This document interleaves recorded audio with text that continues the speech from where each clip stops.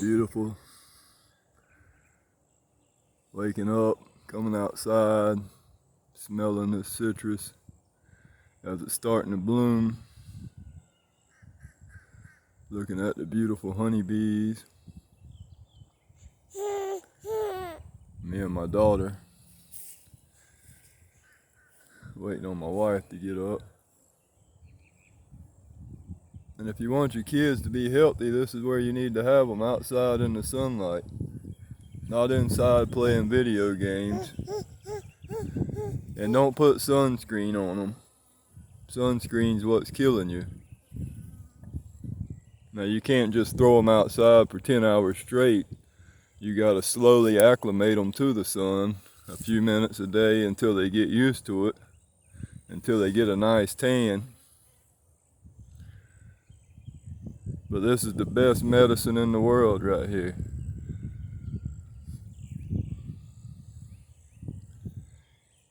And we're outside enjoying it today.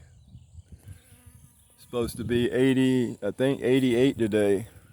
It's still late winter. But it feels like spring because everything is blooming. We had 4 or 5 hard freezes, 2 major ones, but other than that, it's been a pretty mild winter. We had 2 nights where it got down to, I think 23 or 24 Fahrenheit. But other than that, we definitely didn't get nothing like Texas. And that's another thing. If you're just starting out and just buying fruit trees, I can save you a lot of money.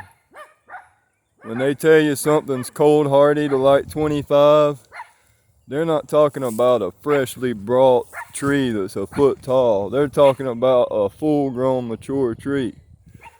It's just like avocados. They'll tell you, oh, this Mexican variety avocado is hardy to 15 Fahrenheit. Well, it's hardy to 15 Fahrenheit if it's got a 6-inch trunk and for 1 to 2 hours. It can't maintain that temperature, it'll die. I know, I've lost a lot of trees listening to that cold hardy crap. Cold hardy ain't what you think it is. You gotta protect these trees until they're fully mature.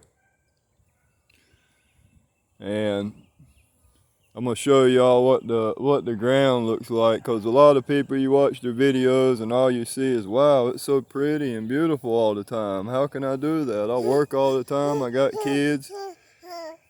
Well, as you can see how disturbed this ground is,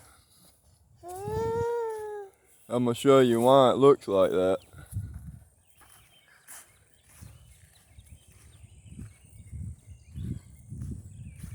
And I just started over here too. Look, just had to do this peach tree. But look, I don't know what kind of weed this is, but I guess I brought it in when I bought a plant at some point or another, because I've never had that problem. But it's some aggravating weeds. I mean, it grows on anything. Look, it's just covering the mulch. And what I've happened to do is dig the mulch up, chop it up, and cut all the roots. And even like this. And even at that, you got to do it again. But I've actually bought me a flamethrower that I'm going to burn them with. I think that'll be a lot easier. Peaches are still blooming out. It's so beautiful. Yeah, I can understand why that zone stuff's so confusing for so many people. Like right now, I was looking at the weather down in Melbourne, and it's hotter here than it is there. It's summertime there and winter here.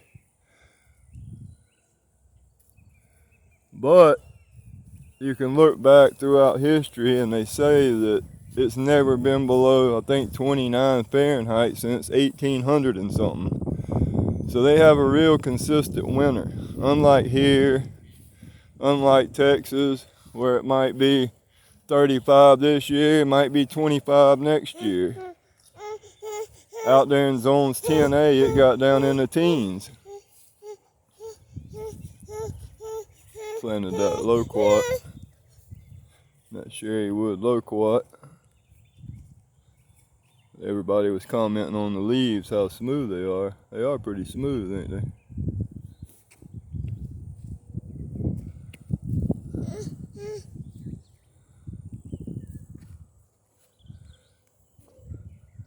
But yeah, unless you live in South Florida and South California or Phoenix, you got to worry about hard freezes. I don't care what zone it is. Look at Houston. They're zone 9B, 10A. And they got hammered. I lost 2 avocados this year because me being impatient and trying to rush everything, I had planted some avocados. Those cold, hardy Mexican type avocados. But guess what? They died. But look at this. These here are starting to bloom back out. You see a little bit of damage on the leaves.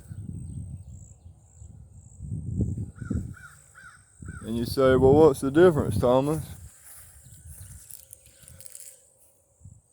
Well, the difference is these have about a 1-inch caliper and they're browned off. If you don't see that brown on the trunk, your avocado tree is not going to survive. See that cold burn there? This is a pretty big tree here. And I mean, it suffered some damage. At 23 Fahrenheit, and it's supposed to be hardy to 15. If it would have got to 15, it probably would have killed it. So don't be so impatient. Save your avocados until they get bigger. Unless you're in South Florida or Southern California or Phoenix.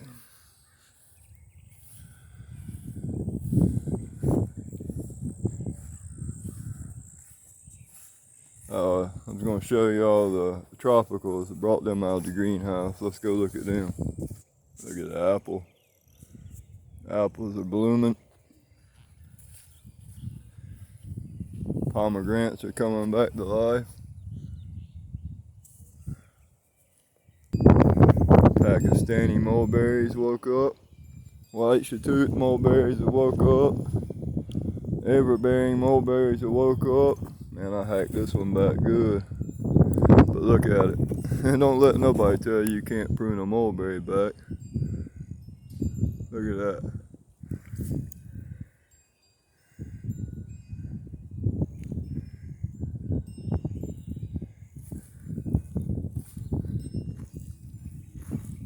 There's another one. It's coming back to life.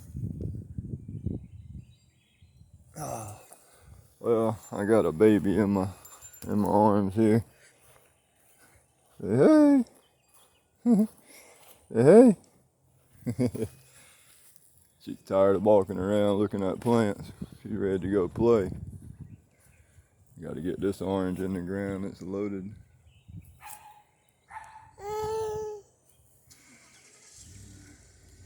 Here's some new oranges I got. Some Miho Satsumas. Lemon guava. Strawberry guavas.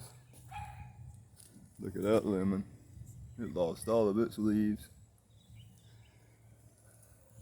This is the Ponderosa lemon. It got quite a bit of damage, lost most of its leaves, but it's blooming back out.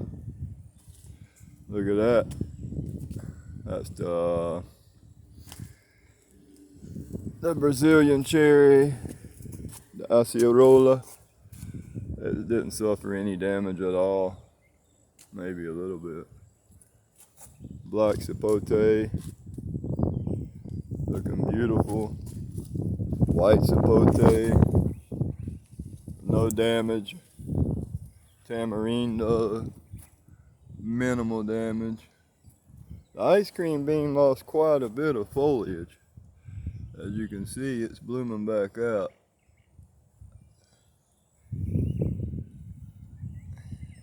But it didn't kill it. the guavas. They lost quite a bit of leaves, but as you can see, they're blooming back out.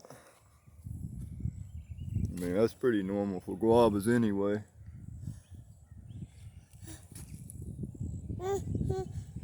Look at this, this guy right here not only survived winter, but's thriving. Look at all the new growth. It's even blooming, or fruiting. Where are they at? Yeah, starting to bloom. Another lychee, no damage. There's that mango that didn't suffer any damage. The Kohala longan didn't suffer any damage. I brought some used stuff for bees. Try to get those bees caught up and get them to start producing honey. Well, mainly for pollination, but it'd be kind of cool to have your own honey. But look at this lychee. It suffered a little bit of damage, as you can see in there, but not much. Not much. All the grenadilla, all the seedling mangoes, the seedling avocados, the pineapple, the wampy, they all made it fine, no problem. Yeah. Another black sapote, it made it. The miracle fruit made it. Alright guys, well she's starting to get fussy. I'll come back and show you what got the most damage.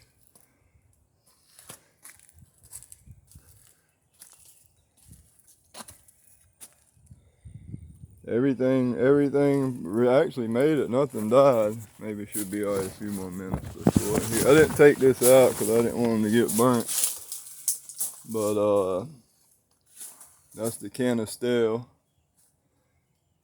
I pruned it back to the green. Mango. That's a Hong Kong guava. And they're not dead. I pruned them back to the green. Rollenia. Sugar apple. That's the wax jambu. The kratom. This is sapodilla. Now the Kamito, I think it actually may have died. Another sugar apple. Mango. But you can scratch it, and if I had another hand, I'd show you. It's green under that bark. Even the cacao made it. Underneath that bark, it's green, down to about halfway down. Now the jackfruit, it's dead all the way down to the graft.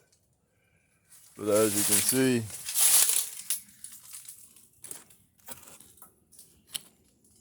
it's starting to bloom out in the grass there.